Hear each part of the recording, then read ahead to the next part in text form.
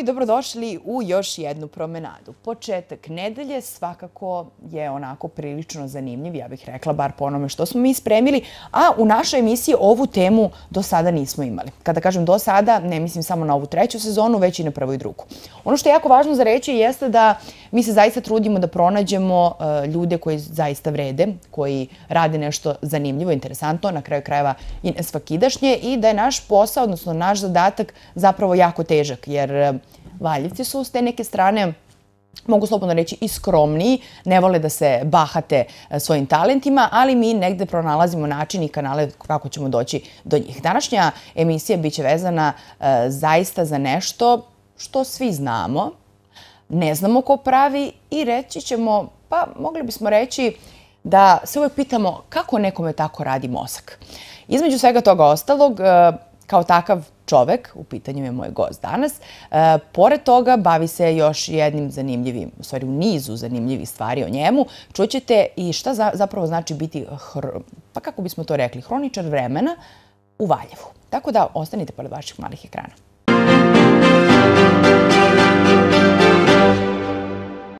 Izgradnja trocrkve posvećena Svetome Savi u manastiru Ćelije kod Valjeva pri samom je kraju, prenose Večernje novosti.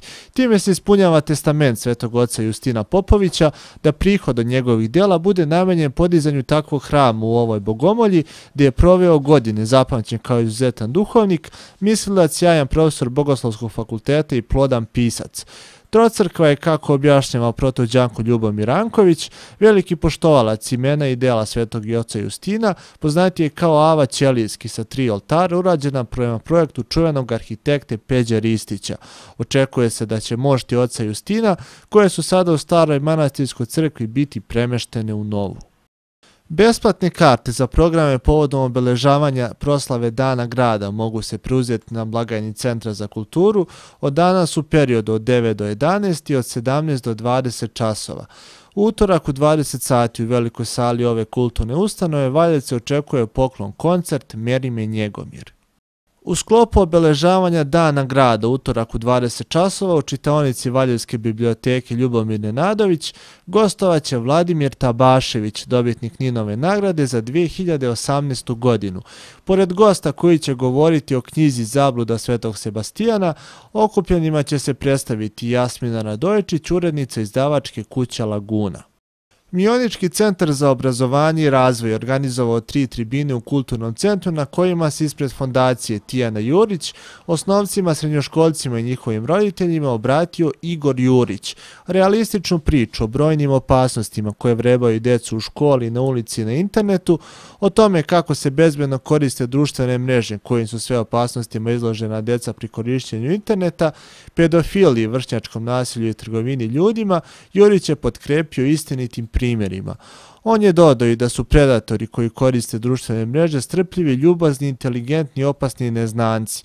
Deci je poručio da problem nikada sami ne rešavaju, već da se obavezno povere nekome od starijih, a roditelji između ostalog uputio u to šta znače određene skraćenice koje njihova deca kucaju na tastaturi.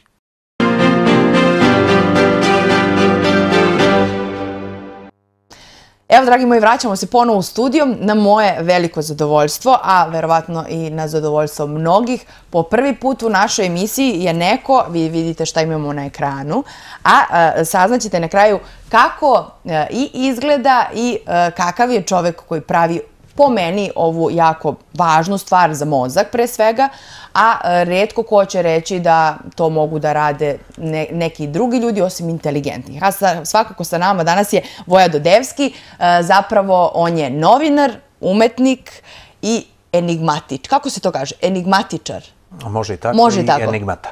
Enigmata. Tako da, dobar dan, dobro mi došli i mnogo sam srećna što ste došli u moju emisiju. Dobar dan, hvala. Na samom početku, a to sam i rekla, ako me neko shvatio, ako nisam bila prebrza, smatram ja, a verovatno i većina ljudi, da ovo čime se vi bavite mogu zaista visoko inteligentni ljudi. Pa ne znam, ja ne bih mogla tako da kažem. Treba puno truda da bi se to uradilo i treba veliki početak. Znači, treba početi od nečega da bi se došlo do sastavljanja ukrštenih reči. Ovo što vidimo sada na ekranu jeste vaša prva ukrštenica. Da, to je ukrštenica koju sam sastavio 1977. godine i koju sam poslao u Zagrebačkom kvizu. I oni su posle mjesec dana objavili u rubrici To sam sastavio ja, to je rubrika za neafirmisane sastavljače. Ja sam se oduševio kad sam video moj prvi rad, potpisan mojim imenom i prezimenom. To je bilo nešto neverovatno. A tada vas i nije bilo mnogo, koliko ja znam. Pa nije bilo tada mnogo. Sada ima nas prilično, ali nema gde da se iskažemo. Kao tada. Tada je bilo mnogo tih listova gde je moglo se iskaže. Dobro, sad imamo i u elektronskoj formi. Upravo zbog toga. To je najveći problem. Sad mene zanima, Vojo, kako uopšte izgleda napraviti ovako nešto? Kako se setite? Kako ide taj neki kostur projekat? Pa onda, uvek sam se to pitala. I onda svaki put kako se ovoga neko seti, pa kako je ovo ovako napisano? Za vas koji ne znate, takođe i zapravo zagonetke su u našem napredu i to je takođe vi radite. Tako je. U stvari enigmatiku, kako se to već zove. Šta se spada u enigmatiku? Osmosmerka? To su zagonetke. A baš konkretno ukrštenica. Ukrštenica je vrsta zagonetke koja pomaže učenju i koja proširuje opšte znanje. I opštu kulturu. Da, opštu kulturu. A što se tiče napreda, ja imam format koji je zadat za napred i na osnovu tog formata, pošto ja uređujem tu rubriku, ja lično pronađem ličnost koju ću obraditi, negde u sredini ili bilo gde napišem njeno ime i na osnovu tog imena ukrštam reči horizontalno i vertikalno. Tamo gde ne može da se stavi reč ili zaškripi, kako mi to kažemo, ja stavim crno polje. A stvar je da ne bude, da bi bila uspešna ukrštenica, ne treba da ima mnogo crnih polja. To hoću da pitam. Koliko to traje? Meni sad to zvuči... Sastavljanje. Pa evo, posle 40 i kusur godina koliko ja to radim, za jednu ukrštenicu treba mi sat vremena, a nekad i 5 sati da bi je sastavio. Zavisi od formata. Znači, zavisi za koga radim. Osmosmerke, ono što ja volim, rebusi. Osmosmerka spada isto u ukrštene reči, naravno, a u jedan blaži oblik gde se ne traži pri rešavanju. Ona služi više za zabavu. Ne traži se da se iskaže znanje. Nego dobar vid. Dobar vid, između ostalog. I brzina, ali je vrlo zanimljiva. I osmosmerka je jedna od retkih ukrštenica koja je rasprostranjena toliko kao što jeste. Čak ukrštene reči, ukrštenica u stvari, koja je kraljica ukrštenica, nije toliko rasprostranjena kao osmosmerka. Jer mnogi ljubitelji zagonetki vole osmosmerke, što je malo i čudno. A što se tiče, recimo, ja sam, i kad sam bila manja, onako ako neko kod kuće ne zgrabi novine pa uradi to pre mene, sviđali su mi, zapravo sviđaju mi se rebusi. Da. Rebusi, postoji nekoliko vrsta rebusa. Ili slovni rebusi, ili crtani rebusi, ili kombinovani rebusi. U početku sam ja radio rebuse. Znači, nije bilo samo ukrštene reči. Od mojih desetine hiljada tih radova koje sam objavio, negde 80% su ukrštenice, a 20% ostali radovi. Između ostalog i rebusi. Rebus obično sadrži slikovnice, one su najbolje sa sličicama, koje treba, ima jednostavnih tih rebusa, koje treba rešiti šta je na slici, napisati, onda rešiti šta je na drugoj sličici, napisati i to zajedno pročitati, to je rešenje. Jel postoji neko takmičenje, recimo, da dobiju, recimo, ukrštenicu i sad, da li to ide fora na brzinu ili na tačnost, kako to već, jel postoji to u našoj zemlji? Kako da ne? Enigmatski savez Srbije organizuje svake godine susret enigmata u drugom gradu. 2015. je bilo u Valjevu susret enigmata gde je bilo preko 60 enigmata iz cele i bivše Jugoslavije, što je za uspeh. Znači, što bi rekli, međunarodno? Pa, tako je. Sada je tako. Sada je tako. Što se tiče takmičenja, organizuje se i takmičenje u rešavanju i u sastavljanju zagonetaka. Znači, ne samo ukrštenice, nego svih zagonetaka. I rebusa, i osmosmerki, i ukrštenih reči, i klinova, piramida, kvadrata. Znači, od svih zagonetaka po jedan. Ne baš od svih, ali recimo 5-6 tih zagonetaka koje se sastavljaju. Tu dolazi do izražaja i brzina. Brzina i znanje. Jer ako su podjednako sastavili ukrštenicu, onda dolazi brzina koja je presastavi. Ono što svakako, bar u većini novina, jesu rešenja. Da. Da li bi to trebalo tako raditi ili smo imali onu varijantu da u sledećem broju tek izlazi, recimo, rešenje ko kupuje redovno, recimo, novine, jer imamo Razbibriga, Enigma ili kako već? Pa u Razbibrigi je u istom. Sada se radi da je u istom broju rešenje. Najviše zbog toga što su ljudi nestrpljivi. I pitanje je da li će sledeći broj izaći uopšte. A ranije je bilo da, što je možda i najbolje, da u sledećem broju budu rešenja. To je bilo i najbolje. Međutim, sada kao i u našem gradskom listu odmah se objavljuje rešenje. To možda i nekad i nije dobro, ali nekad jeste. Naravno da nije dobro. Ja prva kad ne znam uzmem i pogleda. Upravo tako. Neko pogleda i ja sam primetio da moji drugari kažu rešio sam celu ukrštenicu, a primećuje se da je napravljena greška, da su odmah gledali, jer zbog istog pisanja, zbog bez greške slovo napisano, znači ipak je pogledao u rešenje. Da li ste, na primjer, uradite ukrštenicu i date svojim prijateljima? Da. Jesu oni zainteresovani, recimo, vaše okruženje? Jeste preneli tu ljubav prema ukrštenicama i na svoje okruženje? Da, pa ja sam, da kažem, zarazio sa enigmatikom i sa sastavljanjem ukrštenih reči. I vaša lepa supruga Gaga to radi? Između ostalih i moju suprugu koja je sastavlja ukrštenice i rebusa. Sa rebusima je počela, a sad i sastavlja ukrštenice i objavljuje u svim enigmatskim listovima. Znači, ljubav se širi. Da. Ja smatram negde, i to sam više puta ponovila, da bi, recimo, pošto nam svima u školama, bar tako kažu i profesori, fali ta neka opšta kultura kao predmet ili domaćinstvo ili nešto, ja bih uvela i da se ovo radi. I da ovo bude neka provera znanja.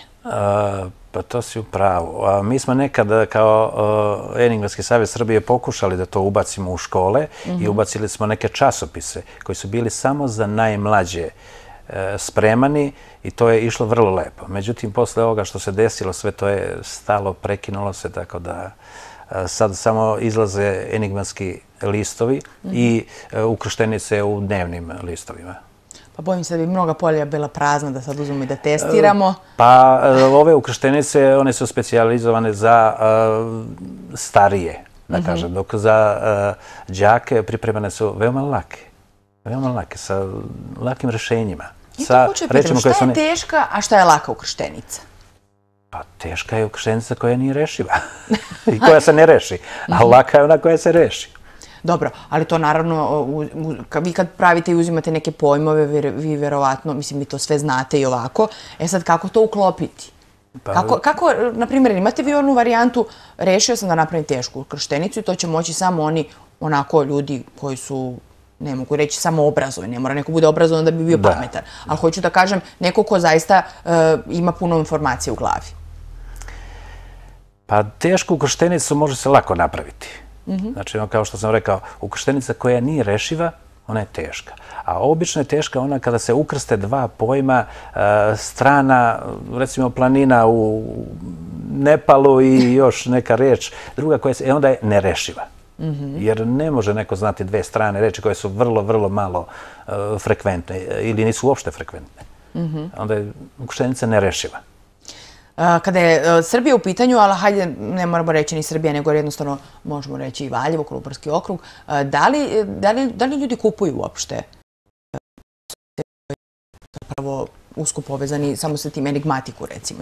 Da li su ljudi zainteresovani da svoje slobodno vreme na taj način provedu ili je sad sve ono što smo pomenuli malo čas i ono tipa elektronska forma ili kako već? Pa koliko sam ja upoznat sa Enigmom, recimo Enigma se jako dobro prodaje u Valjevskom kraju, ili u Valjevu tačno, mada to ne znači mnogo da li su ljudi zainteresovani za rešavanje, ali u Valjevu izlazi jedno vreme i enigmatski list Ukrštene reči, čiji sam ja urednik bio, izlazio je godinu dana i vrlo dobro se prodavao, baš u Valjevskom kraju.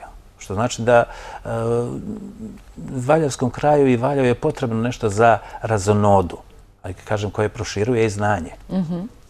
I zapravo mozak malo prodrma mozak, možda ne vidi. Recimo, to se i zove kod nas u enigmatskom rečniku gimnastika uma. Eto, odlična reč.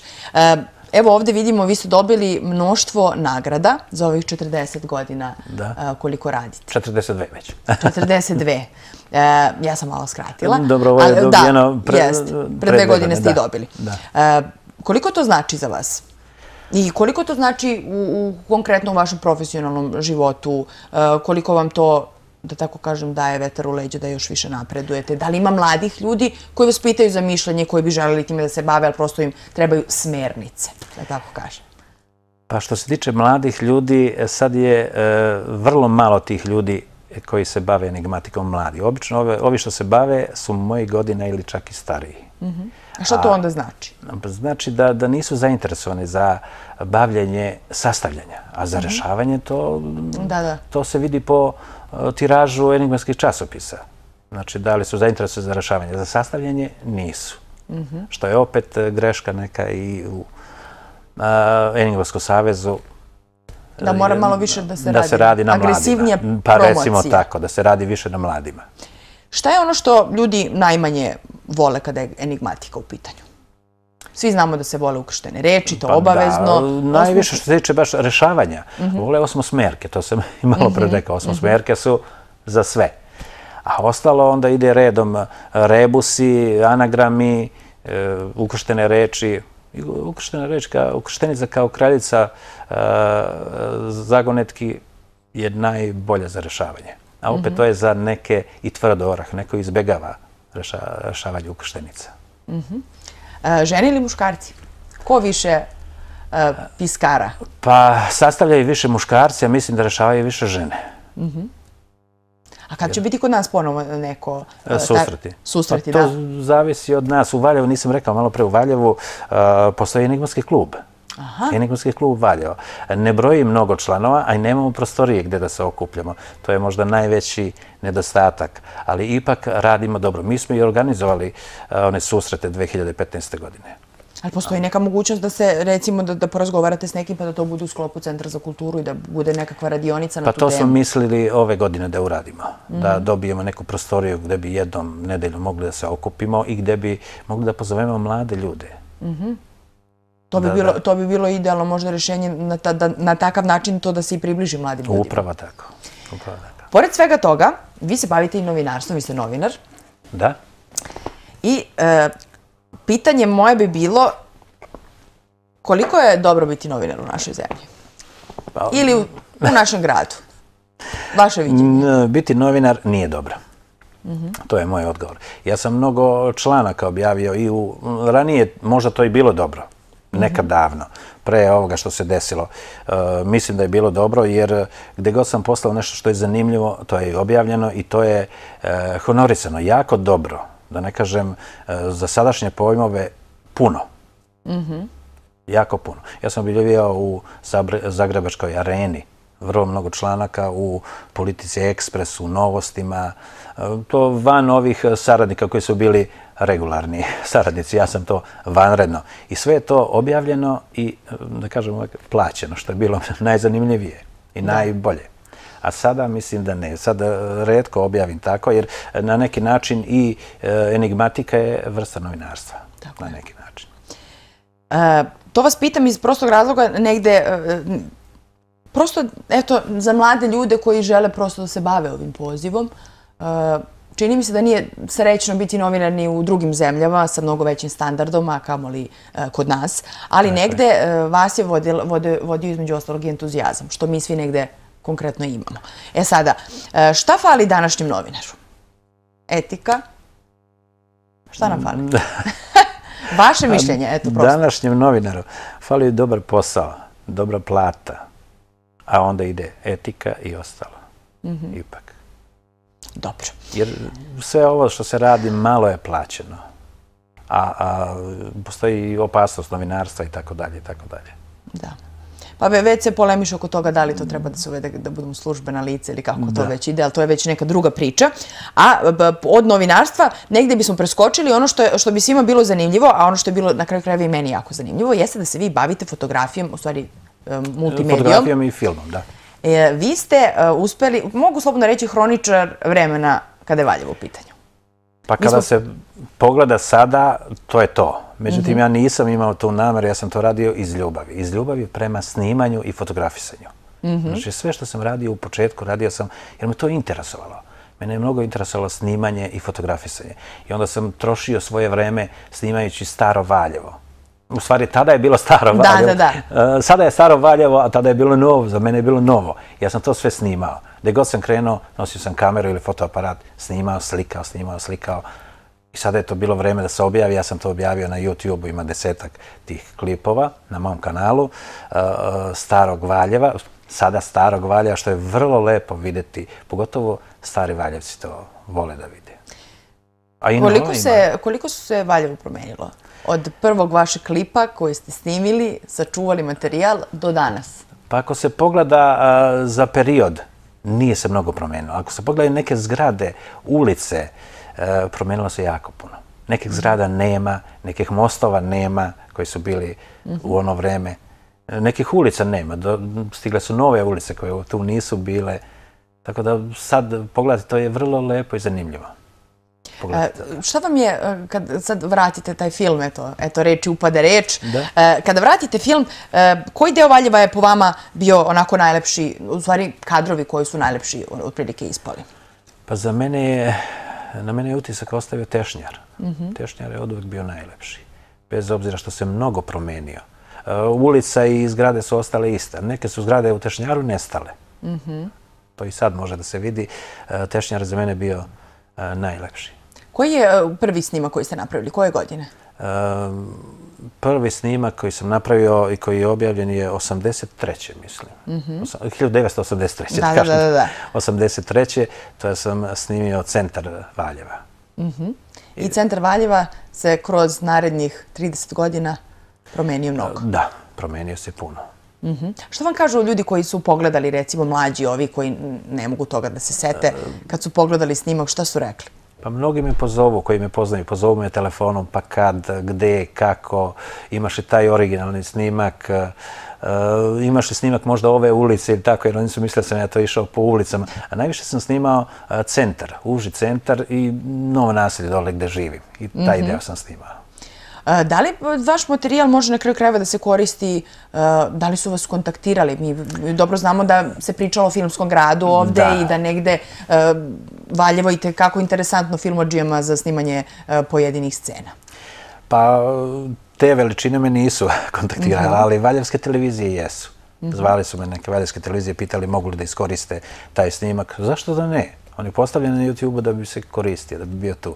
I ja volim kad pogledam moj snimak koji je iskorišćen i prikazan, pogotovo Staro Valjevo. Kad je najbolje za snimanje? Jeste snimani Gradac? Da, imam i na YouTube, ja kažem, imam izbačen Gradac.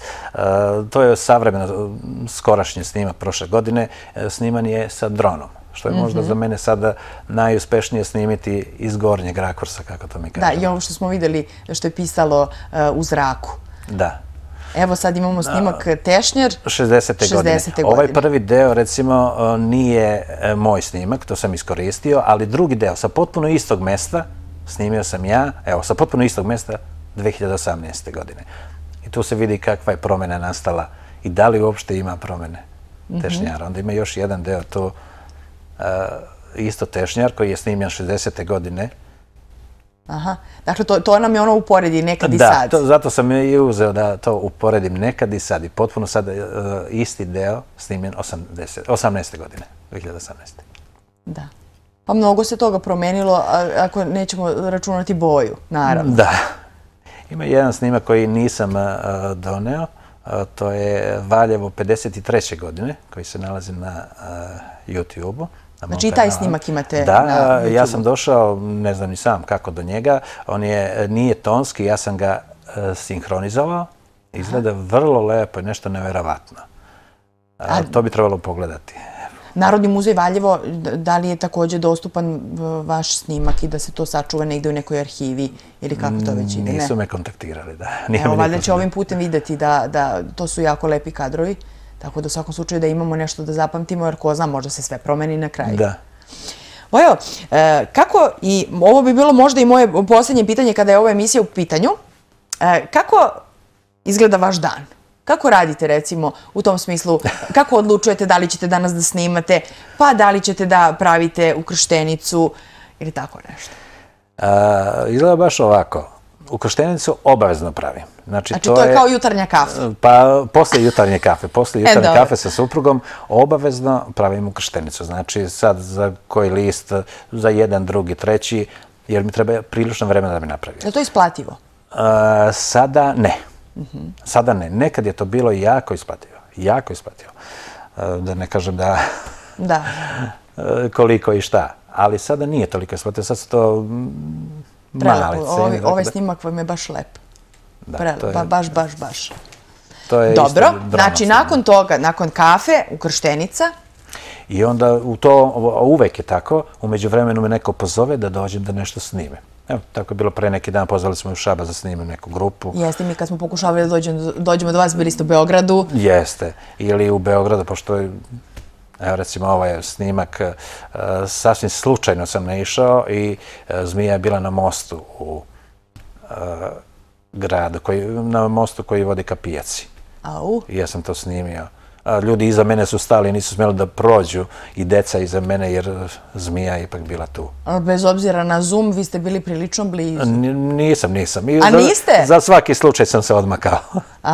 Evo, to se sad vidi, da sam bio podaleko.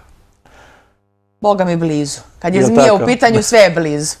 Ona je bila jako brza. Bila je na jednoj strani i stigla je za 10 sekundi. Da li ste vidjeli reakciju možda ove dve dame koje idu? Stali su, nisu mogli da prođu. Eto, sjajno. Znači, vi uvek u sebe imate kameru. Obavezno kameru ili telefon. Ili ništa ne smije da promakne. Da. Pa sve što je zanimljivo ja snimam. Što je zanimljivo, ali u dobrom smislu. Naravno. Recimo, sve ove zmije možda nije u dobrom, ali možda i jeste u dobrom smislu. Da znamo da ih ipak ima tu. I napisao sam, to sam objavio na Facebooku, napisao sam da gledamo kuda idemo. Jer ipak je... Pa nije baš prijatno. Nije prijatno. Boja, hvala vam najljepše na neizdvojenom vremenu. Bilo mi je jako prijatno. Ja se nadam da ćemo se u buduće vidjeti kad budete ponovo nešto zanimljivo radili. Ja verujem da imate toliko toga, ali ste preskromni, odmah da vam kažem, i teško vas je bilo ubediti da dođete. Ali da se zahvalimo mi Gagi. Gaga je zaslužan što ste vi danas ovde. Ja uvijek kažem, ja nisam za priču koliko sam zarade. Ja volim više da radim nego da pričam. Ništa, onda moramo da se prišljam, ćemo i da idemo sa vama. Možda mi uhvatimo još nešto zanimljivo. To bi bilo zanimljivo. Eto, hvala vam najljepše i nadam se uskoro da će se nešto uraditi, odnosno da će zapravo Savez odlučiti da ponovo bude susret, da su susreti da zapravo budu u Valjevu. I ja se nadam. Hvala vam još jednom. Hvala. Dakle, dragi moji, kao što sam rekla, negde i neka to bude light motiv, jako je važno u životu da zračite i da radite nešto korisno, zanimljivo, a još ako je upleten u sve to, ja mislim da ne postoji ništa bolje. A kada sam rekla da bi možda ukrštenice trebalo da se uvedu zapravo u školstvo, zaista sam to mislila, ne samo, ja to ne bih nazvala razonoda, ja bih to ipak nazvala onako kako je Voja rekao, da je to zapravo gimnastika za um. Idemo na kratku pauzu, a onda se vidimo ponovo.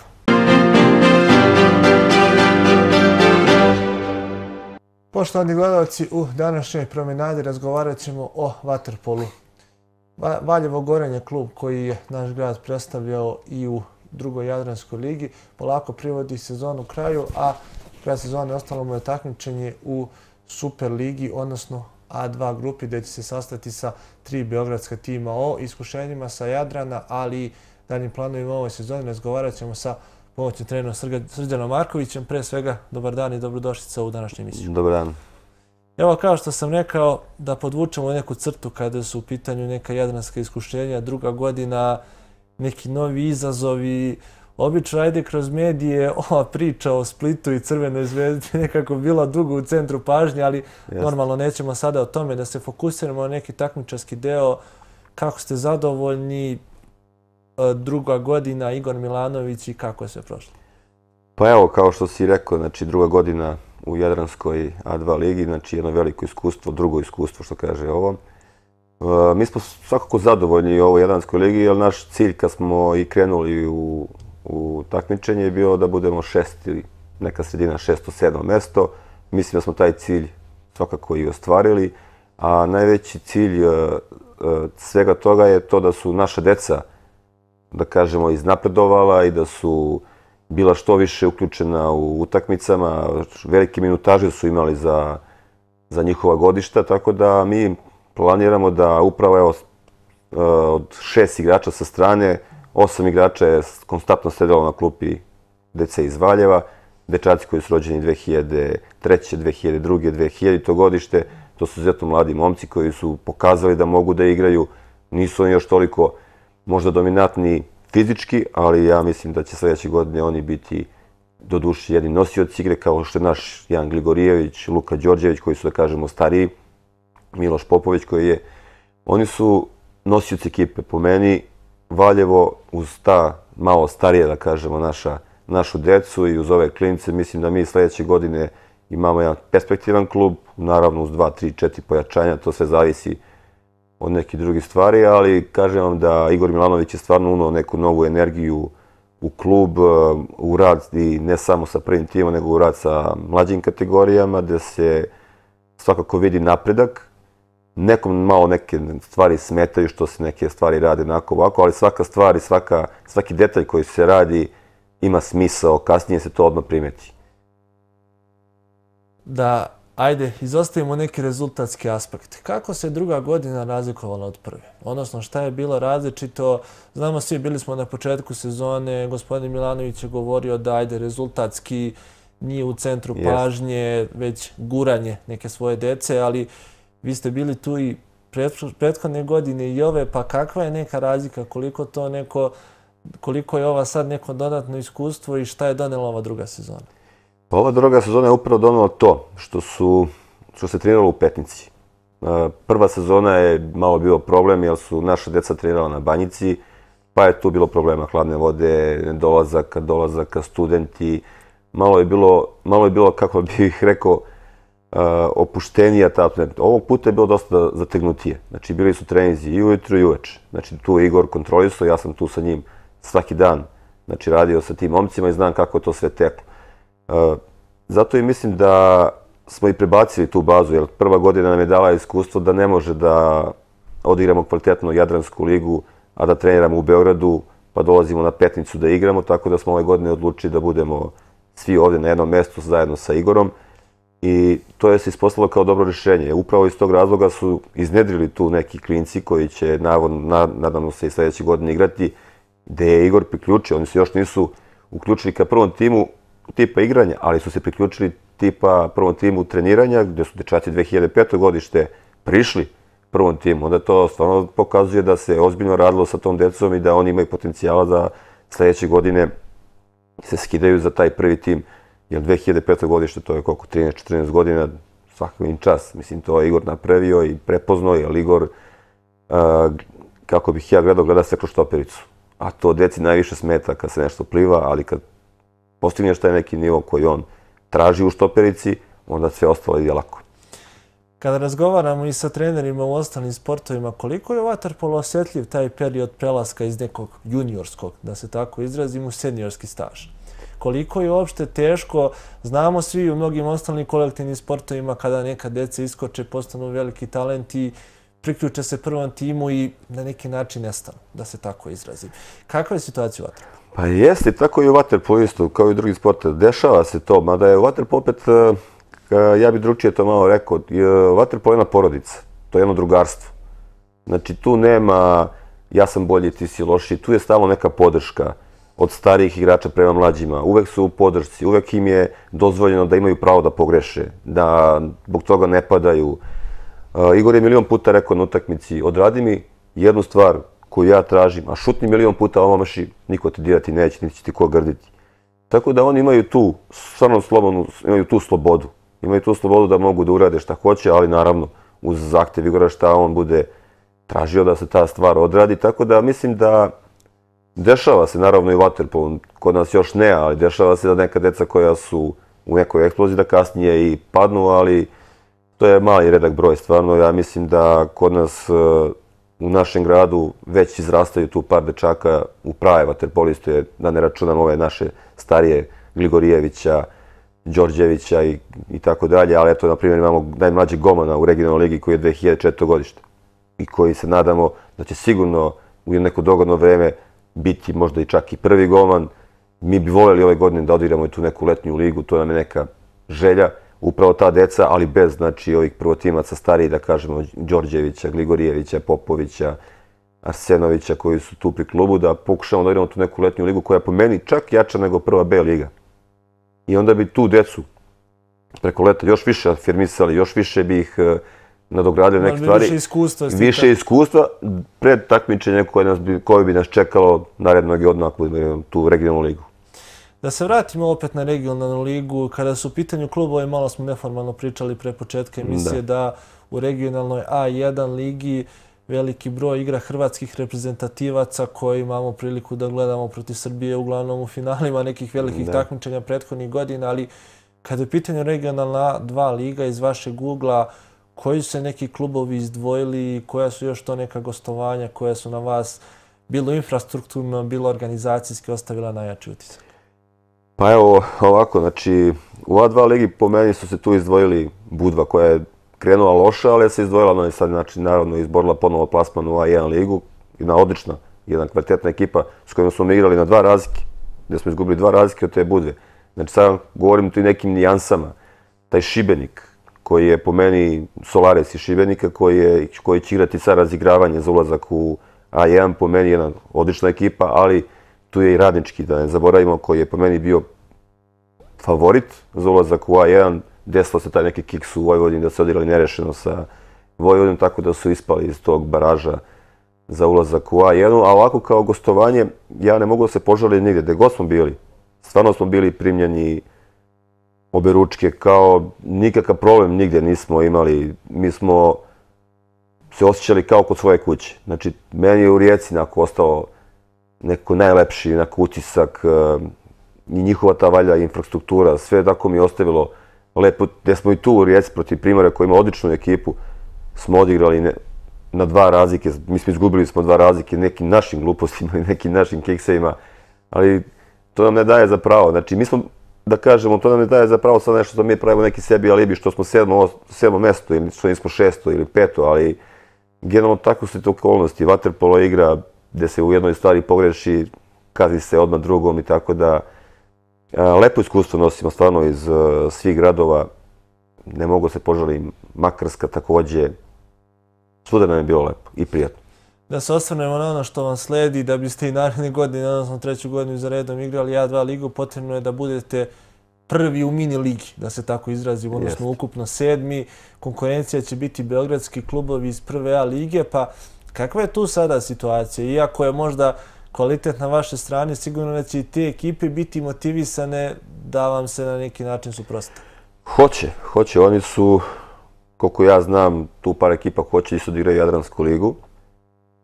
Ja ne bi sad baš ulazio tu u to da budemo mi favoriti, ali kako se zove, evo prva utakmica nas čeka protiv Beograda, sljedeća nam dolazi Zemun u Valjevo, onda idemo u Starom gradu. Tu je po meni Zemun i Stari grad su 2 ekipe koje su stvarno ozbiljni protivnici. Znači, ne smijemo zanemariti da je Zemun izgubio od Niša u Nišu, gde sa jedan razlike mislim da je bilo 6-5 ili 7-6 za Niš. Tako da mi smo sparingovali sa tim Starim gradom, sa Zemunom nismo, ali smo sa Zemunom imali iskustvo da igramo naredni period, narednih godina i uvek je to bila utakmica, jedna tvrda i jedan pravi derbi. Tako da mi se stvarno spremamo, imaćemo sad neku mini pauzicu gde smo podigli malo nivo, ćemo podići na gore, tako da ćemo se spremiti za te utakmice i nadam se da ćemo da budemo prvi u toj mini ligi i da ostanemo tu gde jesmo na tom nekom 7. mestu koje nam garantuje igranje regionalne lige i sljedeće godine. Da predstavimo gledalcima, prvih 6 ekipa borit će se za titulu prvaka, dok ćete vi igrati od 7. do 8. mjesta. Nažalost, mediji, to je neko moje mišljenje, kada je pitanju vaterpolo i neki drugi sportovi, bave se nekim možda malo i nebitnim stvarima. Znamo sad situaciju sa Partizanom, trofejima, da li će im uzeti, da li neće, ali iz nekog vašeg trenerskog ugla, ko je favore da postane prvak Srbije u vaterpolu? Pa evo ovako, ja sad tu favorit može da bude po meni ta 3 kluba gore. Tu se i Radnički može umešati. Znači, Šabac je trenutno osvojio kup. Trenutno je ekipa koja najbolje igra i koja zaslužuje možda čak i ove godine da osvoji prvenstvo Srbije, mada tu se isprikajka po meni Zvezda prikrada, Partizan nikad nije naivan, znači Partizan uvek može da iznenadi, jako on ima mladu ekipu, jako ima te probleme treniranja hladne vode, ovo, ali mislim da... Oni će sad igrati za opstanak u A1 ligi. Oni će sad igrati, da. Partizan će igrati sad za opstanak u A1 ligi. Sljedeći, to je ovaj petak, igra sa Solarisom iz Šibenika, pa ćemo vidjeti tu odnos. Tu će se znati koliko je Partizan dominantan. Mislim da Partizan nema potrebe da brine. Ja mislim da je Partizan bolja ekipa od Solarisa, ali kao za naše prvenstvo, iskreno vam kažem, tu Boga mi će biće žestoko. Biće žestoko. Tu si Radnički, odlična ekipa. Odlična ekipa. Odlična, tako da nisam baš siguran. Radnički pobedio Zvezdu. Tako da Zvezda se sad jeste podigla u zadnjih par kola i zadnjih 5-6 utakmica gdje je iznenadila, pobedila Jug. To nije mala stvar. Znači to nešto govori, tako da nije naivno, vidjet ćemo. Da se fokusiramo ponovo iz trenerskog ugla, šta me zanima, gledalci obično gledaju naše reprezentativce nekim velikim takmičenjima. Ima li tu nekih mladih igrača, ima li tu materijala za seniorsku reprezentaciju? Obično znamo da većina igrača dolazi iz inostranstva, odnosno inostranih klubova, ali kakva je situacija među tim jačim srpskim klubovima? Imali ste priliku, pretpostavljam, i da igrate protiv njih i da trenirate ovako, razgovarate sa kolegama, naravno. Ima li nekog talenta koji bi mogao Srbiji nekih narednih godina doneti medalju? To je teško pitanje, iskreno teško pitanje. Savez radi stvarno maksimalno na tome da što više, čak i kroz te seminare i edukaciju, da nas podigne, da probudimo svijest, jer stvarno reprezentacija koja trenutno donosi medalje, ja iskreno ne vidim sad neke tu potencijale, da kažemo, tipa Prlejnovića ili ne znam, iskreno mislim da malo tu stagniramo za razliku od Hrvatske koja po meni ima u svojoj državi klubski sport na mnogo jačem nivou nego mi. Kod nas kad pogledate svi su po inostranstvu, mada ima tu potencijala, ima svakako. Ja sad ne bi izdvajao posebno nikoga, ali ima dečaka koji pretenduju kako se zove, seniorskom timu u reprezentaciji, gdje su tu, ima tu par dečaka koji igraju u Šapcu, koliko ja znam, u Radničkom. Mislim da ima. Mislim da ima i mislim da uz dobar rad i uz pravi rad sa stručnjacima da ćemo imati mi reprezentaciju i na dužem putu sigurno. Za kraj nekog razgovora moramo i to, naravno, kao prvi asistent Igora Milanovića imali ste priliku da sarađujete sa po mnogima najboljim vaterpolistom sveta svih vremena, pa kako su neki utisci s ove godine, imali nekih anegdota i kako što izgleda neki svakodnevni rad sa njim? Igor je veoma zahtjevan i veoma posvećen treningu. Kad nešto radi, znači tu ne možemo promakne ništa. Pa ima anegdota da ja, na primjer, namjestim u 2 metra, on stane i kaže pa ovdje nije 2 metra, pa pomeri čunj neki pola santima. Znači toliki je detaljista, znači ako sam ja stavio, on pomeri za neki ni pola pedlja, ne pomeri. To su, na primjer, nekada od tada ja toliko stavio, kažem, meni kaže, Srđane, kako ti to meriš? Ja kažem, pa korektio. I tako, mislim, ali stvarno je veliko iskustvo raditi sa Igorom. Ja sam stvarno dosta od njega već naučio, dosta mi je stvari on pokazao što mi je dao u nekim njegovim materijalima, što on obično to ne radi, ali meni je stvarno izašao u susret i nadogradio me dosta. Mislim da je jedno veliko iskustvo s njim biti. Igor je jedna posebna osoba, jedan čovjek koji stvarno pleni sa svim osobinama. Opasan je u smislu kad je na treningu traži disciplinu opasnu, znači zna da se izviče, zna da se izdere, ali sve u pozitivnom smislu, odličan pedagog, odličan motivator, tako zna da podigne ekipu i kad padneš, on zna da podigne ekipu, znači da izvuče iz ekipe 100% maksimuma kad treba. Mislim da takav trener stvarno teško je takvog trenera naći i mislim da je jedno veliko zadovoljstvo biti pored njega, jer nema što da se plati. Puno hvala na izdvojenom vremenu i srećno u Superligi. Hvala vam. Poštovani gledalci, da ponovimo još jedan vaterpolisti Valjevo Gornjac će u Superligi u borbi od 7. do 10. mesta pokušati da i 3. godinu za redom izbore plasman u regionalnu A2 ligu. Ostanite uz našu današnju emisiju.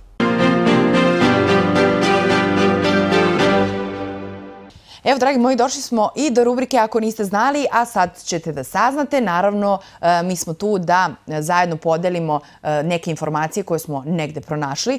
Neke su 100% tačne, neke su nagađanja, pa zapravo mi to nekako s jedne strane i paušalno radimo, jer pronalazimo recimo na nekim sajtovima informacije, neke su tačne, ali svakako neke nisu, ali možemo slobodno reći da su zanimljive. Pa kaže prva za danas, ponedeljak je crn dan infarkta. Zašto? Zato što ga navodno ponedeljkom ima za 20% više. Dakle, a opet s druge strane negde smo pročitali, čini mi se u nekoj od emisija, da ne mrzimo mi ponedeljak zapravo. Kako stoji, citiraću, ne mrzite vi ponedeljak, vi mrzite vaše radno mesto. Tako da mislim da je ponedeljak zapravo nepravedno osuđen kao najgori dan. Idemo dalje. Zvaničan podatak. U mozgu se nalazi oko 100 milijardi neurona i oni zapravo čine 10% mozga. 75% je zapravo voda. Tako da, eto, to smo novo saznali. Nakon toga, sjajna informacija i kaže ovako. U Švedskoj porodiljsko traje 480 dana i zapravo mogu ga uzeti roditelji, odnosno oba roditelja, ne samo žene, već i mama i tata. Dakle, živela Švedska, hladno, ali standard. Idemo dalje. Na četvrtoj kaže ovako da slomljeno srce zapravo postoji i da to u stvari nije metafora. Sad, da li je to tačno ili nije, ne znamo. Pronašli smo ovaj podatak. I za sam kraj nešto lepo, a to je da zapravo maženje ispušta prirodne analgetike. Dakle, mazite se, nemojte da pijete, recimo, neku pilulu protiv bolova. Dakle, maženje. A sada da vidimo da li su naši twitteraši jednako aktivni, zanimljivi, edukativni kao i prethodne nedelje. Evo nas, dragi moji, stigli smo i do Mudrolija pa da vidimo šta su spremili twitteraši. Penny kaže ovako. Postoje pesme koje me gađaju direktno u srce, a nikakve veze nemaju s mojim životom. To je to. Idemo dalje. Kosmodisk kaže sledeće. Treba mi i sad vožnje do mora, neđe i obala mir i tišina i možda maz i najlepše želje i položeni ispiti i čista koža i sunce i društvo i 2837 kinder jaja, manje mozga i masu ljubavi. Meni je ovo super tweet, ne znam za vas. Idemo dalje. Brunhild kaže ovako. Na svaku glupu konstataciju treba odgovarati sa jel te neko pitao nešto? Tačno tako. Ili ima tu neki problem? Pobesneli Srks kaže sledeće. Ja sam zaboravio da meni već godinama na Facebooku stoji status veze udovac i sad mi neki deda poslao poruku poz isto udovac. Ugušit ću se. Pa dobro. Ajmo dalje. Kneginja Jovana kaže ovako. Johnny Depp kaže da ga je zlostavljala žena, javnost ne reaguje jer je on muškarac. Belac pobije ljude u džamiji, javnost to ne naziva terorizmom jer on nije islamske vere. Nasilje je nasilje, nezavisno od pola, terorizam je terorizam, nezavisno od toga koja je neko religija. Evo, lepo sam ja rekla, nekada neki tweetovi neće nas samo nasmejati i na kraju naučiti nas nešto, već neki tweetovi su zaista jako važni i negde služe otrežnjenju svakodnevno, gde negde nismo bistrog uma da neke stvari postavimo onako kako treba. Naša emisija radi na tome da budemo sunčana strana Valjeva, da nemamo nikakve veze sa nekim okolnim glupostima, pričama i svim ostalom, nego tu smo zapravo da kvalitetne ljude predstavimo, njihovo stvaralaštvo, a to je bilo i danas, složite se sa mnom. Ukoliko vi poznajete nekoga, a on se onako nečka da li da dođe ili ne, videli ste kakav je i sam format naše emisije, zbog toga je tako i gledana, slobodno nam javite, a mi ćemo već naći nekako način da otvorimo vrata našeg studija. Ostanite uz nas, a mi se vidimo već sutra sa novom pričom.